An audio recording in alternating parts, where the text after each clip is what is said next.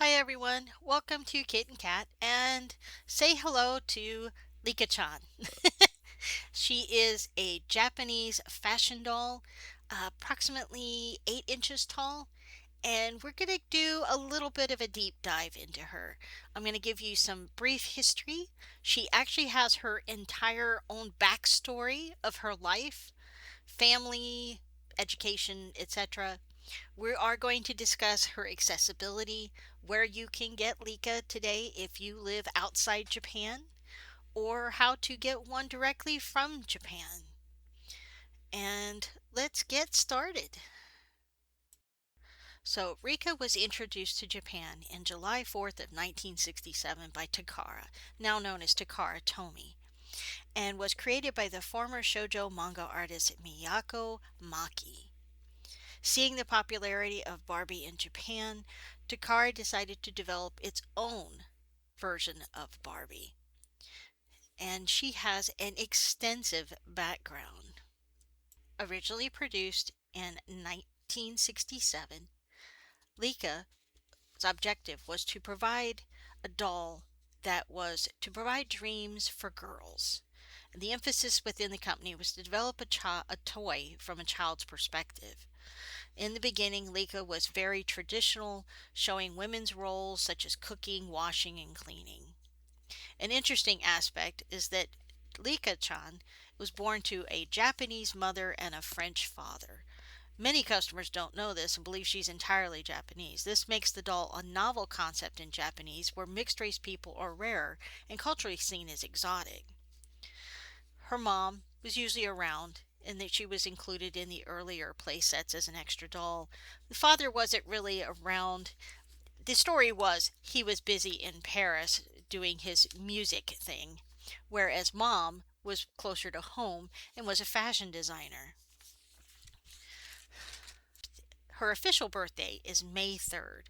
Her mom's name is Kameyama, and her father was Pierre Miramond. But he loved her mother's name so much that he took on her name.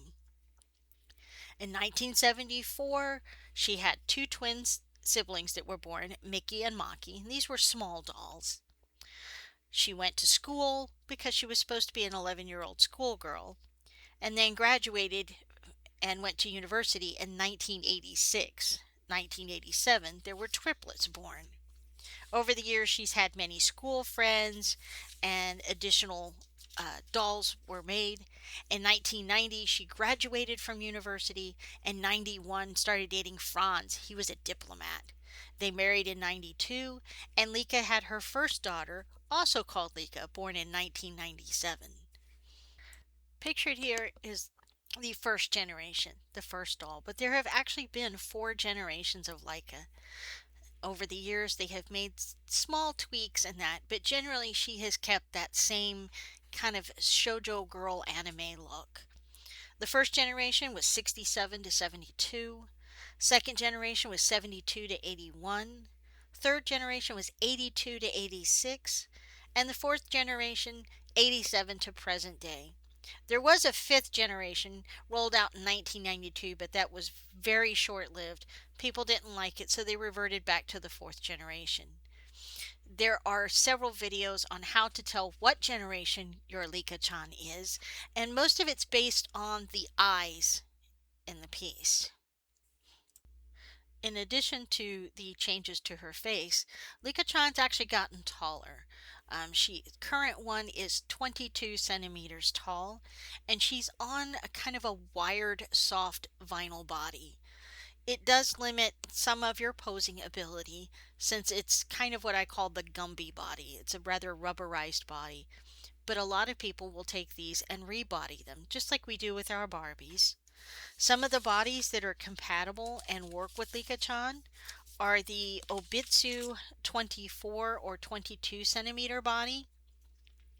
There is the A-Zone Pure Nemo, which is a 1/6 scale body, or the YMY 22 centimeter body, which is very similar to the Obitsu and with the articulation and additional hands.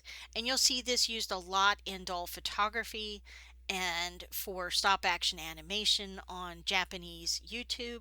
It's a lot of fun to see all the different varieties of dolls. If you're looking to rebody your doll, you want to pick the milky white color. That's the general skin tone for Licca-chan, although some have come out with a tan skin tone for summer sports or beach. Originally, Takara set out to make playsets for existing fashion dolls like Barbie, but they found that the playsets were too large. Most Japanese children don't have a dedicated play area and have to share their space with the family. So Licca ended up becoming a smaller doll and in a smaller home. And these playsets are often sought after because they are extremely well engineered and well designed, very compact sets that fold away and can be stored off to the side. Lots of small pieces and lots of additional play value in these sets. They've also had several brand collaborations. Some of the most popular ones have been like Dunkin' Donuts. They did a McDonald's one. There was a sushi go round. There's even one that's for crane or gasha machines for like an arcade. There's a Dunkin' Donuts. These playsets are just incredible and a lot of fun. And if you don't believe me when I say she's popular, 2 years after her launch in 1969, the dolls were popular enough to cause Mattel, makers of Barbie, to move their production base to another country and focusing less on sales in Japan, which also kind of one of the things that led to Licca-chan being so successful in Japan. She became so popular that basically Licca-chan is used as a generic term for any fashion doll of this size. And this year is not the first time that Takara Tomy has introduced Licca-chan to the West. Originally, they tried to introduce her in the 1980s under the name Lisa. Didn't go over too well. But then in January of 2026, they announced that Licca would be making a debut again in the United States, Canada, etc., under her own name. Today, if you want to buy a Licca-chan and you are in the United States, Canada, and some Europe stores, she is now available at Hot Topic, Box Lunch, GameStop, and Miniso, as well as available on Amazon. But I have noticed that the dolls on Amazon tend to be a bit more. So I got these three at Hot Topic, and I paid an average of $26 a doll, which is a really good deal. So, of the stores where she's available, Hot Topic and Box Lunch seem to have the most options or variety, and their average cost for them was $26.90 for the non-collaboration dolls. Hot Topic, Box Lunch, GameStop also carried the Kuromi collaboration and the My Melody collaboration, and those dolls were about 32. Now, what got me into buy these three lovely ladies? Well, I knew about the release and I knew it was coming in March, and it's been about 3 months. And I kind of forgot about them. And then I went to Otakon, and there were ladies there who had a lovely collection and lineup of several Licca-chans. And I remembered, oh, that's right. They're available in the US. And I was like, how much did you guys pay for these? And then they told me, and I was like, okay, so I think I need to add these girls to my collection. So I went down to the Hot Topic and I got three. I got some basic dolls for the price. They do not come with stands, but they do come with very elaborate outfits, sewn with snaps and some Velcro. They come with really nice hair. It's saran and accessories, as you see here. So, after a little bit of history and trivia of these dolls, I'm going to go ahead and we're going to change the camera and we're going to go back in time a little bit, but I'm going to show you unboxing these three dolls, what doll they are, their stock number, and we'll go from there. So, hi guys. So, I picked three and I tried to pick ones that were not collaborations. And again, I got these dolls at Hot Topic. The first doll I got is TD number 6, or LD number 6, and that is the high school student. The second one I picked is LD14, and that one is called Park Prelude. And the last one I picked is LD15, and she is called Petite Blossom. The back shows you a little bit about how her jointing works, and there's a little blurb on the side. And this is the same packaging as you would get in Japan. And one of the things I really enjoyed about these dolls is the lack of excess packaging. Japan has very strict rules for sorting your trash and recycling, so most of the items that you will get are either reusable or there is a minimum of plastic. So, and she's in the doll. You can see she's got a lovely dress, her little plastic shoes, a molded purse, and interesting. The Japanese dolls usually just have the plastic straps, but I noticed that she has two additional plastic clips. So that was an addition, maybe for security or prevent shoplifting, but it's not a big deal. We just go ahead and clip those, clip the plastic strip. And she doesn't have anything in her head to hold her to the box, but she does have a little strap across her neck. We're just going to clip that and then just slide her hair out from underneath the second strap. And that's it. She is out of the box. She's got a little band to hold her bangs down. I'm going to take that off. Her hair is a dark chestnut brown, and she's got the little hime pieces on the front, a braided headband of hair with the remainder just kind of flowing down her back and long. The same rereading pattern. It's actually pretty thick. I do notice that this one is shedding a little bit. We've got a pair of white bow earrings, so her ears are pierced, and they are removable. You can see her face. She's got dark brown eyes.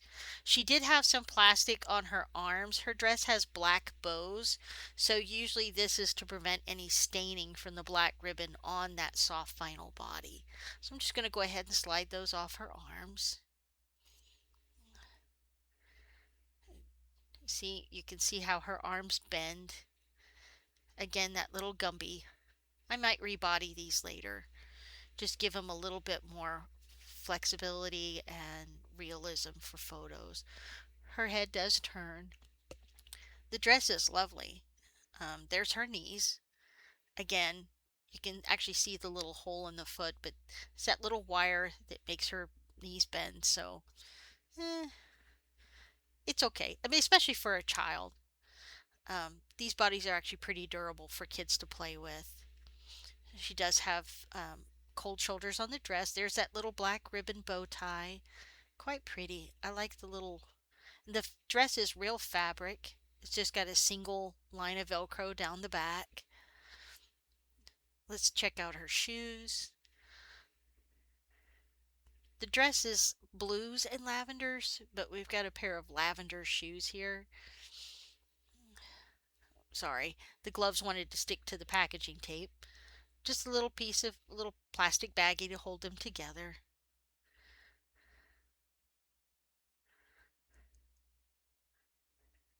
They're very soft shoes, these little sandals. And instead of the slit in the back, they've actually got the slit at the front strap. I don't know how I feel about that. Let's pop those onto her feet.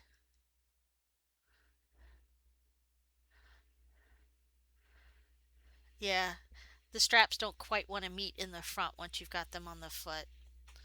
I think I would prefer the slit in the back, but they're cute. Little heel.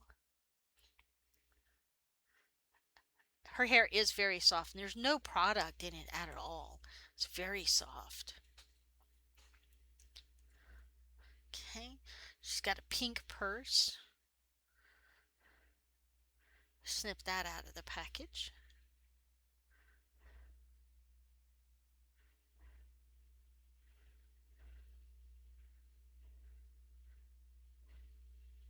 Sorry, guys. Okay, here we go. Nice molded details. The handles and the strap. It does not open. It is a solid piece. Put that on her shoulder. And I did grab one of those generic stands that you can buy in bulk on Amazon. I like that it slides down, so it's a pretty good fit for her. But there she is. There's the first one, our Petite Blossom. Kind of get her situated here. And let's go to our next one. And the next one I thought I would open. This is the Part Prelude. And she has a much more mature look.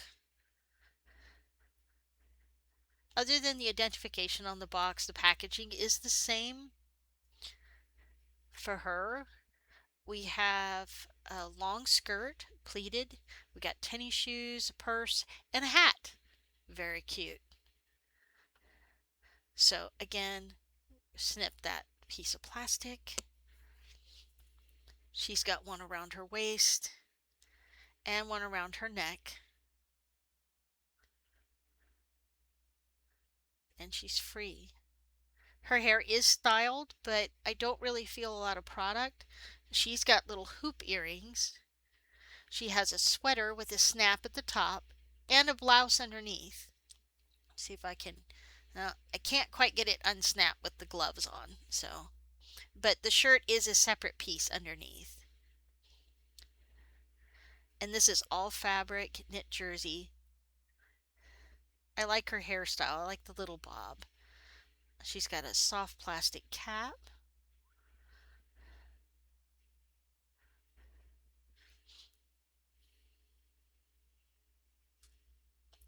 I wonder if she could wear the mini brand's fashion stuff. The cap's similar in size. Little French text on there with her name. I think it says activities. Cute. Cute.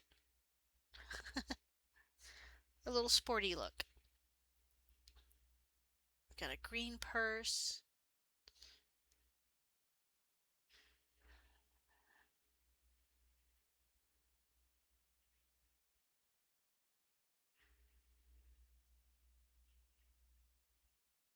Okay, and this one actually has some painted details. The hardware on this one has been touched with gold paint. And that just kind of slides up on her shoulder. Put your hat back on. Okay, I'm liking the cute little tan high top sneakers. Oh, sorry, sticking. Okay. Oh, there are details on these. Let's get these out. Okay. See what we got here. We've got painted laces and painted bottoms. So you can get a good look at those. Nice details. Oh wow, look at the treads on the bottom. These are split in the back and they just kind of slide on. She's not wearing any socks, but I think there's probably enough room you could probably fit a pair of like anklets underneath in the shoes.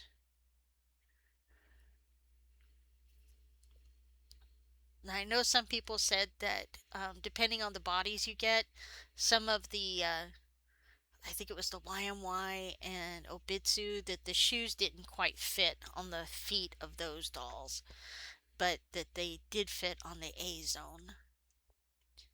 But there's our second girl, our second look. And we'll kind of set her aside here. These earrings are cute.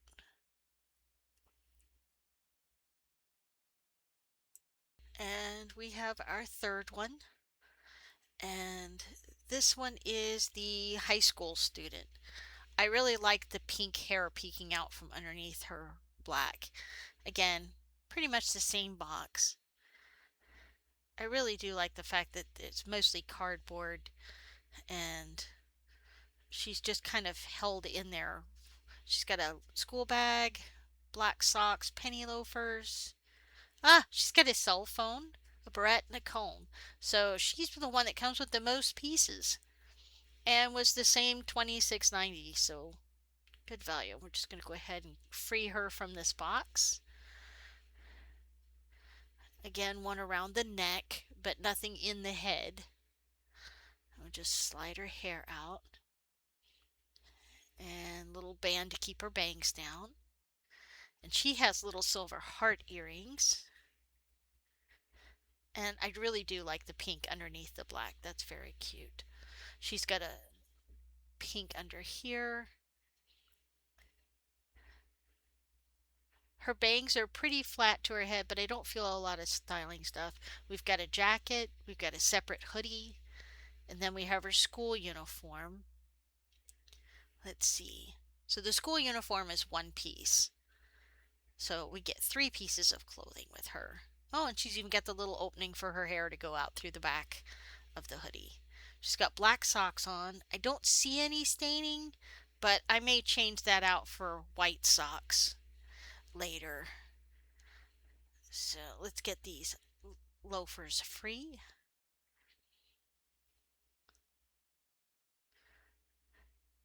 I like these shoes. I like that she's got a pair of heels. We got a pair of sneakers. And now we have our school shoes. They got a little heel on them. Let's see if I can show you the details. Very cute. Okay. And do they fit with the socks? Yes, they fit with the socks. Okay. Nice. There she goes. Let's get out the school bag.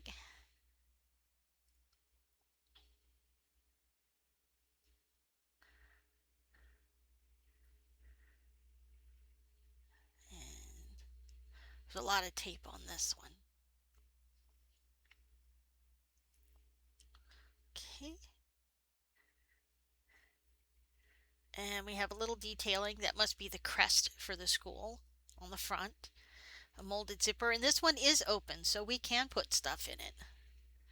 Let's grab her little cell phone. Just put all her friends' numbers in. It's got a little clip in the back so we can slide it on her hand.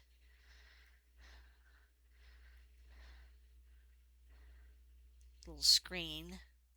It's got its little icons. And there's that little clip so her hand can slide through. Her thumb. Okay. I guess I need to get it so that her thumb goes through too. Okay, there we go. And she's got a barrette.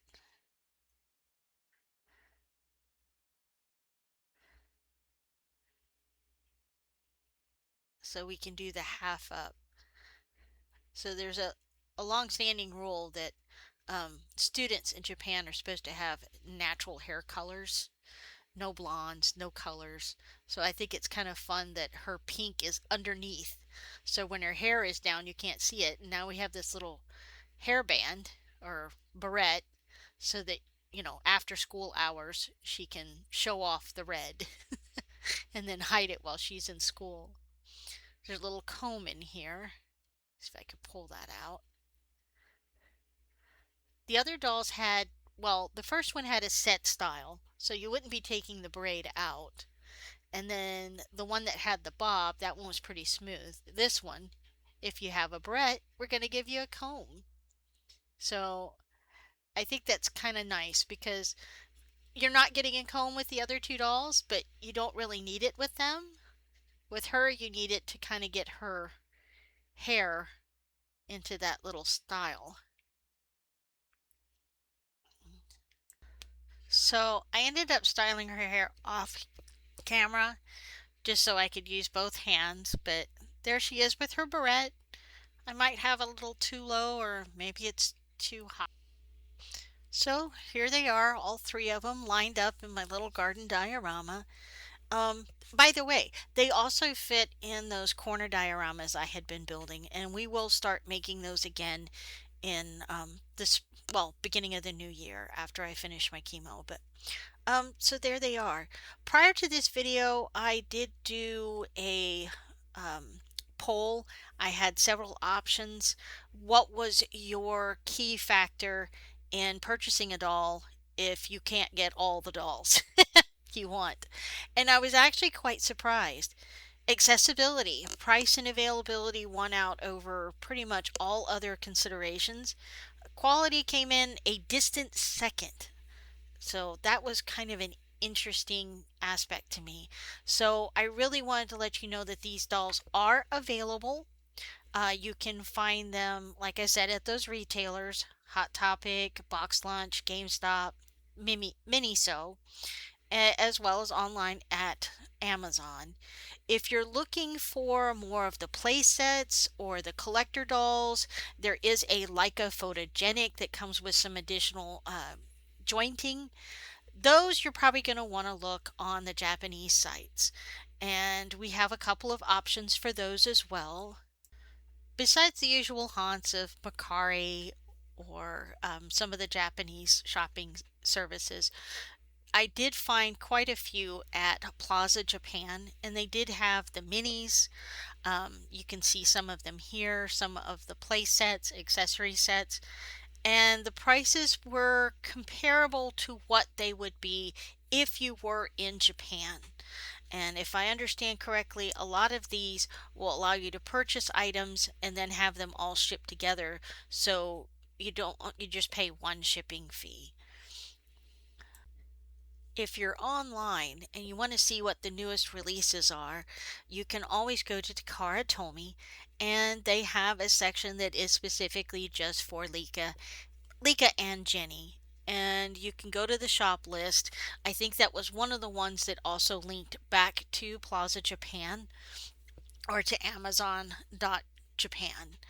Um, you can see the prices that the Japanese are paying, so you can kind of compare to see what the value is, so you're not overpaying. I also wanted to mention Licca Castle. Licca Castle, or castle dolls that you'll see online, usually have much higher prices. That's because these are, well, for the castle dolls, they're usually custom dolls. Leica actually developed and built a castle around one of their factories.